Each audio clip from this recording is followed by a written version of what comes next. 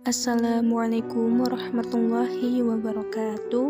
Di sini kami akan memaparkan sejumlah materi mengenai pendidikan Islam pada masa Rasulullah, Khulafaur Rasyidin, dan Tabi'in.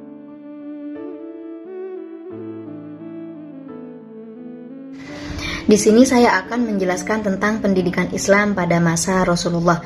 Pendidikan Islam pada masa Rasulullah ini terbagi menjadi dua periode, yaitu periode Mekah dan periode Madinah. Langsung saja pada periode yang pertama, yaitu periode Mekah.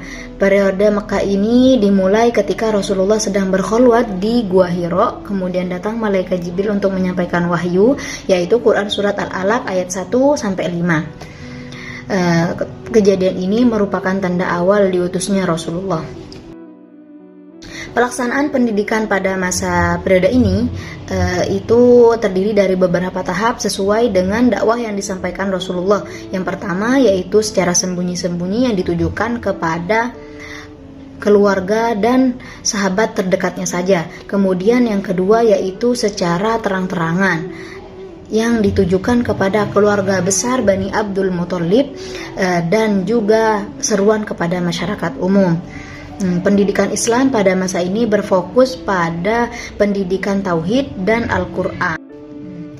Pendidikan Islam periode Mekah ini berlangsung selama 13 tahun. Kemudian lanjut pada periode kedua yaitu periode Madinah. Dalam periode Madinah ini Rasulullah berfokus pada sosial budaya kemasyarakatan, politik, dan pendidikan anak. Pendidikan Islam periode Madinah ini berlangsung selama kurang lebih 10 tahun. Kemudian dilanjutkan dengan lembaga-lembaga serta metode yang dilakukan Rasulullah dalam pendidikan Islam pada periode Mekah dan Madinah, yaitu dengan menggunakan metode tanya jawab dan kisah-kisah pada umat terdahulu yang ada dalam Al-Quran. Pendidikan Islam pada masa Rasulullah itu menggunakan pendekatan tilawah, tazkiyah, taklim Alkitab, dan Al-Hikmah. Lembaga pendidikan yang digunakan Rasulullah pada saat itu adalah rumah-rumahnya para sahabat, masjid, serta kutab. Kemudian siapakah yang menjadi pendidik dan peserta didik pada masa itu? Jadi pendidik yaitu Rasulullah sendiri serta istri-istri dan sahabat beliau yang sudah belajar langsung pada beliau. Kemudian yang menjadi peserta didik yaitu seluruh umat Islam pada saat itu. Yang pertama pada masa Abu Bakar As-Siddiq. Pada masa Abu Bakar As-Siddiq pendidikannya itu tidak jauh teman-teman yang diajarkan oleh Rasulullah SAW, karena memang sangat dekat ya fase Rasulullah dengan fase Abu Bakar As-Siddiq. Akan tetapi memang pada saat itu mengalami problematika teman-teman. Di antaranya yaitu memerangi kaum murtad. Walaupun demikian, Khalifah Abu Bakar As-Siddiq ini tetap gigih untuk mengembangkan pendidikan teman-teman. Apa sih yang diajarkan pada masa Khalifah Abu Bakar As-Siddiq? Yang pertama itu lebih menekankan kepada hafalan Quran atau hadis, kemudian bahasa Arab, kemudian baca tulis Al-Quran, dan kodifikasi Al-Quran, karena pada masa itu banyak sekali teman-teman para hufaz atau para hafiz itu yang syahid dalam medan perang teman. Dan yang kedua itu ada pada fase atau pada masa Umar bin Khattab. Pada masa Umar bin Khattab ini ekspansi ini sangat luas teman-teman, sehingga berdampak pada pendidikan. Dan Umar bin Khattab juga memerintahkan untuk membangun masjid sebagai sarana ibadah dan sarana pendidikan, sehingga pendidikan pada masa itu semakin berkembang pesat teman-teman. Dan Umar bin Khattab juga mengutus guru-guru untuk mengajar di berbagai daerah. Dan apa sih yang dipelajari pada masa Umar bin Khattab ini? Lebih fokus kepada hafalan Al-Quran, kemudian hadis, dan bahasa Arab. Pada masa ketiga ini adalah masa Utsman bin Affan. Kita ketahui teman-teman, pada masa Utsman bin Affan ini terkenal dengan pembukuan Al-Quran ya.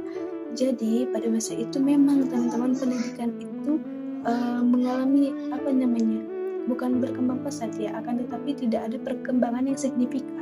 Akan tetapi ya tetap memperhatikan pendidikan. Dan walaupun demikian, pendidikan pada masa Utsman bin Affan ini menjadi ada ketidakpuasan lah dalam hati masyarakat, karena tidak berkembang pesat seperti pada fase-fase sebelumnya.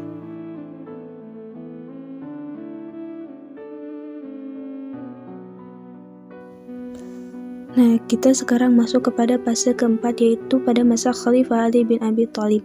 Memang pada masa ini pergolakan politik sangat sengit, akan tetapi pada masa ini Ali bin Abi Thalib menekankan relevansi dalam kurikulum, memandang anak-anak sebagai generasi masa depan, dan membagi pendidikan berdasarkan perkembangan usia. Meskipun keadaan politik sulit, Ali mempertahankan prinsip relevansi dalam pendidikan Islam. Kemudian ada metode pembelajaran yang digunakan pada masa Khulafaur Rasyidin, diantaranya yaitu metode ceramah, metode diskusi, metode hafalan, dan metode baca tulis. Kemudian mengenai pendidik atau peserta didik pada saat itu sangat bervariasi tergantung masanya, dimulai kanak-kanak sampai dewasa ataupun lanjut usia. Yang menjadi pengajar biasanya Khulafaur Rasyidin sendiri ataupun orang yang ditunjuk oleh beliau.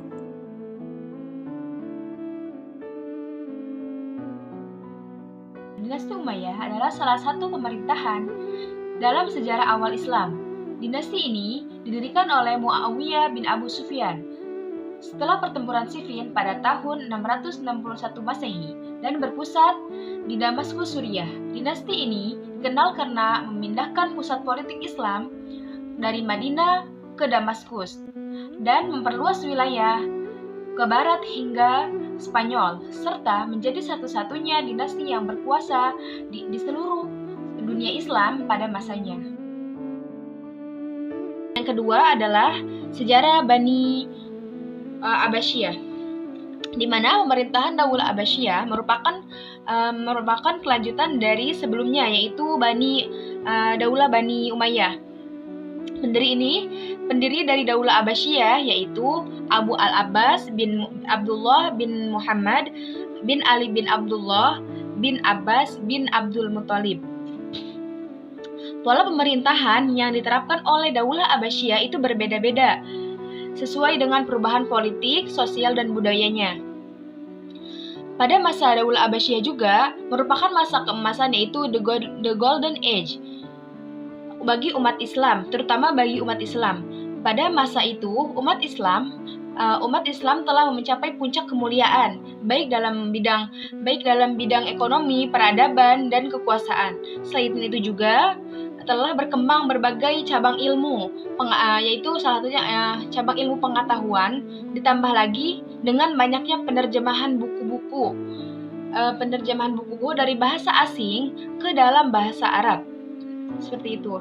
Jadi pada masa Daulah Abbasiyah itu para masyarakat itu sedang dalam keadaan jaya-jayanya gitu. Jadi mereka tuh mengetahui pengetahuan itu pada masa Bani Abbasiyah.